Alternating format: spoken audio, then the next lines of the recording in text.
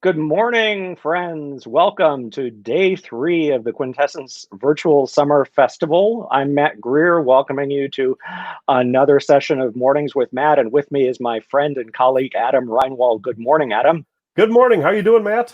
I'm doing fine. How about you? Not bad. It's a kind of a nice, cool, crisp morning here in Minnesota, so we are doing well. Nice. And you are in what, to me, I remember fondly because I'm from Kansas City, what looks like a lovely wood-paneled Midwestern basement. Is that where you are? Yes, very wood paneled. Yes, many yards of scotch have been consumed here, I'm sure.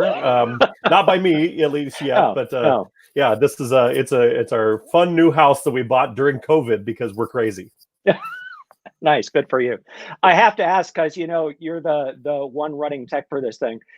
Things are locked up, right? There's no way that no one could get into this conversation that we're having this morning Yeah, because I watched the replay of yesterday, and I think there was a some sort of a small loophole that allows loudmouth baritones to slip through, and I really apologize. That will not be happening today. we Absolutely not. I'm so glad to hear it because that was crazy disconcerting. I mean, it was like sitting down for a nice dinner with your wife, and all of a sudden your ex-girlfriend comes and picks up, pulls up a chair and sits down. It's just You just cannot trust singers from St. Olaf College who have migrated other places. You just cannot trust them. So yeah, yes. I think you could have stopped with St. Olaf College, but good point. what Very do I good know? point. I know many of you were on this morning with a yoga session with Kira Harrison, and we've gotten such great feedback about that. Kira is just so wonderful. And one thing that I appreciate is that she's also a singer, so she comes to it from that angle. Those sessions will be available as every other session is in replay for about a month. And Adam, do you want to talk a little bit about how that's working and give people even more encouragement about Hey Summit and Yes. how they interact with it?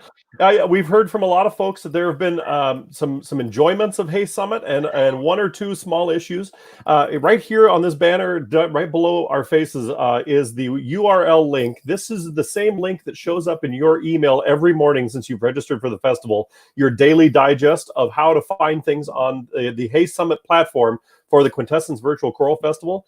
Just click on that link and go to replays, and you can watch any of the past sessions from even that day. Once we get the video uploaded from that session, you're good to go.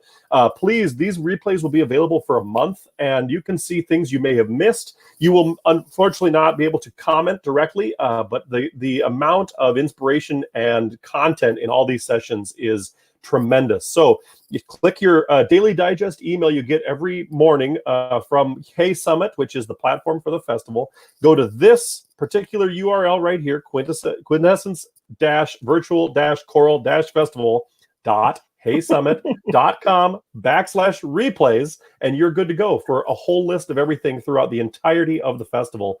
That's how you can watch something you may have missed.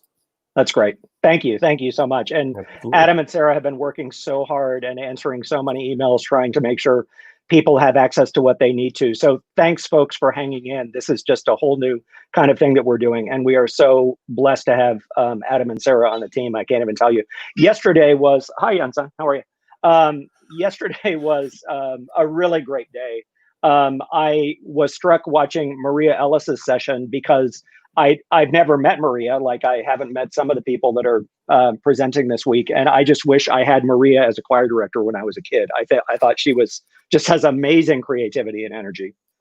Yeah, the energy level is just through the roof. To know that she's also got 3 kids at home, to think, holy cow, she is an educator in every essence of the word, and just a fabulous, fabulous person. Yeah, it was great. And of course, we have been just thrilled to bits that we were going to be able to present some of our friends from Voces 8 and Apollo 5. Speaking of fun technical issues, I mean, we felt really great about the fact because Voces 8 and especially Paul and Barney Smith have been putting out fantastic content ever since the lockdown, just about every single day.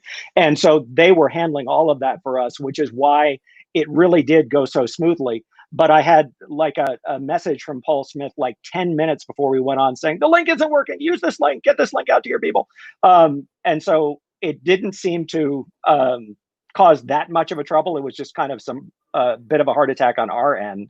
And there was the one bit of pre-recorded content, that perfectly lovely video of them singing Jesu Joy of Man's Desiring, that wasn't coming through, but they have edited that and put it back in. So when you go back and watch, you can enjoy that. And it was just such a joy to see those people back together. And I've heard from some of them about how wonderful it was to have an excuse to be back together singing in that space. So Absolutely. How cool. Very cool. Yeah. And they sound so darn good. It's just so excellently done. Yeah. You think, I mean, every time I hear them, I think, I'll bet they work on intonation. I'll bet they do. I think, in talking a little bit to Blake, so we missed each other by 1 year in Cantus. Oh, yeah. I had left and he had started, it was all kind of around 2014, and we got to be good friends anyway afterwards. And he said, it's so funny. They talk about intonation, but they don't specifically work on it. It's just part of their upbringing, that they just, they think about it, but they don't work on intonation. It's just kind of amazing. They're just amazing individuals. Yeah. So, and you got to think they were raised with nicer vowels than we were, don't you think? I mean, at least more unified. There's not the regionality differences necessarily in a lot of the school there. So yes, for sure. Yeah. And then it was a lovely, really comforting session with Brad Ellingbo and Talitha Arnold yesterday. And I think all of us who are kind of shepherds for choirs have been thinking a lot, even more than we usually do, about how to foster community. And there were some lovely ideas about that, and also just how to take care of oneself, and some really lovely, honest conversation about this kind of place that we are, that involves, kind of a low level of grief and depression, depending on the day, for all of us choral people. So that was really lovely to hear. Yep, absolutely. It was nice to see that there was a real sense of kind of having that exhale moment, that we all need, and that was exactly right there. Yeah. So I want to talk about a couple of overview things for the week, and the first, of course, is that Beer Choir is tomorrow at 5:30 Mountain Daylight Time with Adam and Sarah, who are going to be leading. We're actually kind of their guests because they have been doing a Beer Choir virtual happy hour for a while, since the lockdown, as Adam is the Grand Poobah of Beer Choir Twin Cities. And Beer Choir, you're serious about Beer Choir in the Twin Cities, I expect. Yes, we get emails daily asking when people are going to be able to do Beer Choir events again. And I keep saying that the hardest thing I have to type is not in 2020. See you in 2021. Yeah. So sorry, but see you in 2021. Well, it's been great to follow some of the virtual happy hours you've been doing, and we're thrilled that we're going to get to be in on that. Just a reminder that Quarter Celtic, you need to go, Albuquerque folks, need to go to either Quarter Celtic location. There's one on San Mateo and one on Wantabo. Mention Beer Choir and buy a 32-ounce crowler to drink with us tomorrow night, and they'll give you 20% off of that. So we're very much looking forward to that. And then the other thing that I would mention, as I talked about yesterday, is that our friend Ken Miedema, who lent us the theme of this week, The Song is Alive Everywhere, and who's going to be doing the wrap-up session for us on Friday, and is here. Good morning, Ken. How are you? Nice to know that you're here. And that photo that pops up next to Ken, that always makes me so happy, because that's him playing the piano in our living room. That's him playing Amy's piano in our house. Fabulous. It just makes me so happy to see that every time. So Ken is looking for stories that will give him material for songs. And what he would love, especially this week, is stories about choir. And we really are looking for stories, not videos or performances, but stories. Could be meaningful, very moving experiences in choir, could be funny and unintentionally awkward experiences in choir. Those are all equally valid. And so the best thing to do, if you are able to, is to videotape yourself telling that story, ideally no longer than a minute or so. Just use your phone. That's right. and upload it to the link that Adam just put up for us. That will also take audio files. Those are also fine if you just want to record yourself telling the story. If you really want to be in on it, you have a great story and you don't feel comfortable doing either of those things, then just send me an email and type out the story, and we'll make sure that Ken has access to it that way. But that will make his session on Friday even more meaningful because he would love to. He's been here for all the sessions, and he would love to hear your stories about choir, and we would all enjoy that at that point. Wouldn't you enjoy having your story memorialized in an improvisation by an amazing composer musician? That's, yes. I mean, that is your thing. That is for you, new music specifically for you. So that's great. Right. And I'm just always, everyone who sees Ken in performance and sees what he crafts from stories are just blown away. I've seen him do it forever, and it never fails to just completely blow me away. We are so fortunate that he's involved in this week. So thank you, Ken. We're going to talk a little bit about what's coming up today. But before we do that, Adam talked to me the other day. We're all really concerned. And of course, we're really very much in the conversation about what singing together is going to look like when eventually we can again. And I think we're all kind of resigned to the fact that when finally the all clear, as it were, is given, we're not going to be back in a room with 100 people smashed in together. And so, especially with the importance of wearing masks these days, there have been people, and you may have seen across your Facebook, people working on prototypes of masks for singers. And Adam actually got an example of this in the mail the other day. I would love to see it. I did, and I love it. It's called the Resonance Singer Mask, and it is from the folks at mymusicfolder.com. It's got this super handy little nose bridge deal, so my glasses don't fog up. And cool. You can see that it sits a little bit farther away from the face, so whenever I have an inhalation, I don't feel any sort of, mask jumping into my face. I had noticed no kind of performance issues. I love it so far. I've been doing a couple of voice lessons in it, and I love how it works. So the nice thing is it's washable. There's a small filter in front of the mouth here. So I think it's not a solution exactly, but it is a very good risk mitigation strategy for folks that might want to entertain some in-person singing. I love it so far. I've really enjoyed. The only downside that I can see is that it is $28 a pop. Wow. And the folks at mymusicfolder.com, I intend to do a full video kind of review of this, but I think it's worth it. They do have some discounts, especially for volume. To me, it seems ideal for a once a week community chorus option.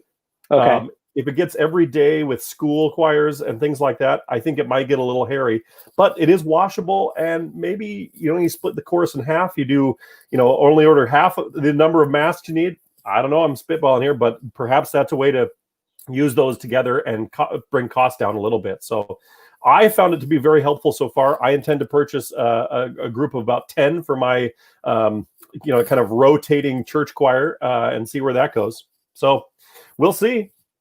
I highly recommend. I'll put that in the chat here, just a little bit of what's, and what is it. mymusicfolder.com is a great company. They do really good work, and they, as soon as this started, really kind of got on this bandwagon of very intentionally trying to prototype and figure out what might work. I'm amazed, and I know it's probably because you're wearing those Apple earbud headphones and your microphone is right here, right? Yeah. I was just kind of amazed at how little the sound changed when you put the mask on.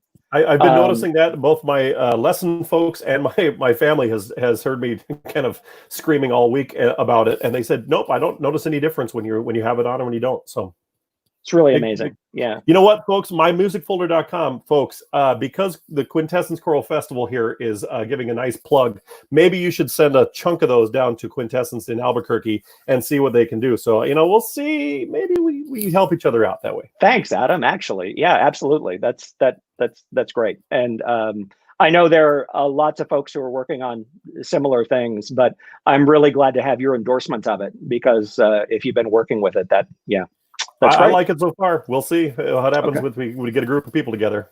Yeah. Cool. So let's talk about what's going on today. Our first session actually is not at 10 a.m. this morning. It's at 11 a.m. Mountain Time. And that is Benjamin Mertz, who is doing a session called State on Freedom, Black Spiritual Music and Resilience. Benjamin is somebody that I've just come to know a little bit very, very recently. He's in Northern California, in Richmond, California, just near Oakland. And he is the founding director of a wonderful group called the Joyful Noise Gospel Choir. Works in a church. Actually, I came to know him through Ken Miedema because he was the music director in Ken Miedema's church for a while. And Ken just has raved about him ever since he knew him. Oh, and so Benjamin is a pianist, great improviser, great singer, and very, very passionate about the Black spiritual tradition.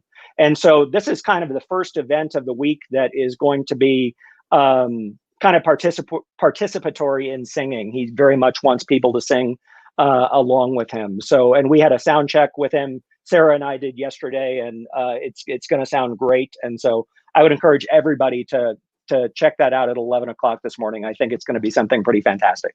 Excellent. Any places you get a chance to sing this morning? You know, that's the way to do it. Keep the voice in good shape. Exactly. And then at 3 p.m. Mountain Time, my good friend Darcy Balcom, who's a former member of Quintessence, is doing a session called Connecting Through the Voice. Darcy is a voice teacher, wonderful mezzo-soprano, and a bodywork specialist. She's a certified Alexander Technique practitioner, and she's just wonderful in helping musicians of all kinds. But she's a singer, and so that's kind of her home base in thinking about how we are holding ourselves, how we're efficiently using, and of course the Alexander Technique, which was originally developed for actors, I believe. I know lots of instrumentalists who rely on it to keep monitoring tension and what's going on with that. And Darcy's just wonderful at that. She's taught for us before at previous summer festivals, and people always love it. So we're looking forward to having that session from Darcy today. Matt, have you ever been through an Alexander session? Only with Darcy, only here and there. I have had a couple of individual sessions with Darcy, because one thing that was going on for me, I wasn't necessarily feeling like I was carrying a lot of tension from conducting, but it was a combination of that and me starting to work at a standing desk in my office. And I was starting to feel, this. And so Darcy came to my office and watched me do this and had me walk across the room and think about different images and adjust me. And she's awesome. So yeah, I can't recommend her highly enough. Have you done Alexander? I did it a long time ago when I was, kind of just out of school, and I'm a tall person. I'm 6'4", and so when I conduct, I tend to kind of hunch over a little bit and kind of get that like Robert Shaw, kind of hunch over the music thing. And I had an Alexander technician watch a rehearsal and just kind of stand me up, and the choir got really freaked out. Like, whoa, what are you doing? Why are you so huge? And so I felt like it really helped my singing and the sense of feeling, free in the arms and conducting. So I've loved it. I've checked in every once in a while with a technician since, but a dedicated session when I was in my late 20s, and it was great. Yeah. Yeah. So he or she was trying to get you to own your size rather than be apologetic about it. Yeah, but also because it felt, not only was it to feel the full breadth of size and whatnot, but also to feel a sense of freedom in the spine.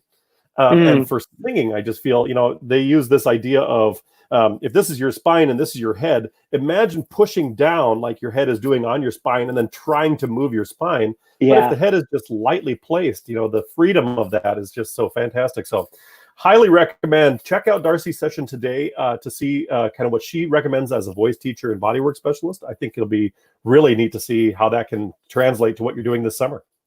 Yeah, absolutely. And then at 5:30 Mountain Time, we have my good friend Mark Miller, who's doing another singing event for us. I'm sure many of you are aware of Mark and Mark's music. He's a prolific composer. For those of us who are United Methodists, Mark is a really important prophetic voice for us and has been in our denomination for a long time. He is an amazingly facile pianist and organist. He's a wicked good organist. I believe I think, and I shouldn't, even guess, I should have prepared, but I think one of his degrees is in organ from Juilliard. And Wow. he teaches at Drew Seminary and at the Yale Institute of Sacred Music. He's just a lovely, gentle soul. And one thing that I say about Mark's music is that, invariably, when I'm in normal times with my church choir, and we may have 6 or 7 anthems in the folder that we're in various stages of preparation for. If one of those anthems is a Mark Miller piece, invariably that is the one that I find myself humming when I'm shaving in the morning. There you go. He just has such a gift for melody and for writing stuff that sticks in your brain. So a resting melody, that just absolutely stays with you. But you find your even parishioners who don't necessarily feel like they have a place in the choir still humming his stuff afterwards. So it's absolutely true. And he is, like Ken Miedema, somebody who, since the lockdown, has been basically doing a sing every single week, stream through Facebook, I believe. But this one is special because it's just for us. And his basic theme is singing for social justice. And so that'll be a great way to end the day. And we've got a couple of participatory singing things today, which is awesome. And that's kind of the shape of the day. I love it. We've done a lot of, so far in the festival, it seems like there's been a lot of inspiration, learning, and listening. And now is a chance to really have your chance to sing a little bit and try some of this out. I think it's great. We'll continue that on Friday or on Thursday with Beer Choir, and on Friday with Ken Miedema as well. So get your voice warmed up today with a couple of sessions this morning, this afternoon, and this evening. So it's great lineup today. Right. I also want to mention that one thing that we're looking forward to on Friday is this panel discussion about the second film that we have the opportunity for our registrants to see this week, and that's the film called When I Rise. And just a reminder, if you haven't yet viewed it, it would be great for you to do so before that panel discussion on Friday. We'll talk more about that particular film later in the week, but just know that that's still up there. It's available to you to watch. And so find the time to do that before we get to talk about it on Friday. Go ahead. No, it's a fantastic video. Film. I really enjoyed. Learned a ton. I think the hearing from the panels is really what illuminates the videos. I know that was true on Monday night with the Robert Shaw film panel. Ann Howard Jones, Alice Parker, Kiki Wilson. How do you top that? But Friday as well. Yeah, absolutely. So as always, we are going to give away a prize this morning. Martin wants to hear what my cat has to say. She just really loves to be included in things. And so there she is. Lots of kitty love today. She is very pretty and she knows it. Yeah. Oh, I'm hoping the cat is the prize today. Yeah, nice try. Not going to happen. So today we're giving away another Quintessence coffee mug. And so again, and just so you're aware, it is not this one. We will send you a brand new sanitary, never been used Quintessence coffee mug. So again, we're going to do this by trivia question. So Adam is going to monitor the chat so we know exactly who gets in under the wire. Perfect. And my question today has to do with the Black spiritual tradition, as we're going to be experiencing with Benjamin later in the morning. We know from the Black spiritual tradition the origins of these songs and where they came from, and all of the pain and all of that. Many of us, I think, started to encounter them by singing arrangements of them in choir. And kind of the first composer that made a point of starting to arrange that material so that choirs could experience for themselves was an African-American composer born in 1899 who taught at the Tuskegee Institute and directed their choir, made lots and lots of fantastic creative arrangements of that material that choirs ever since have made use of and still have made use of.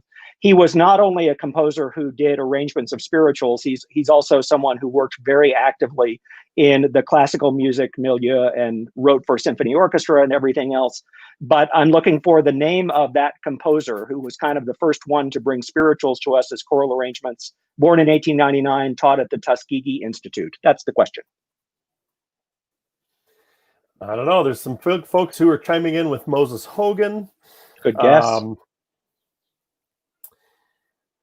Taught at the Tuskegee Institute.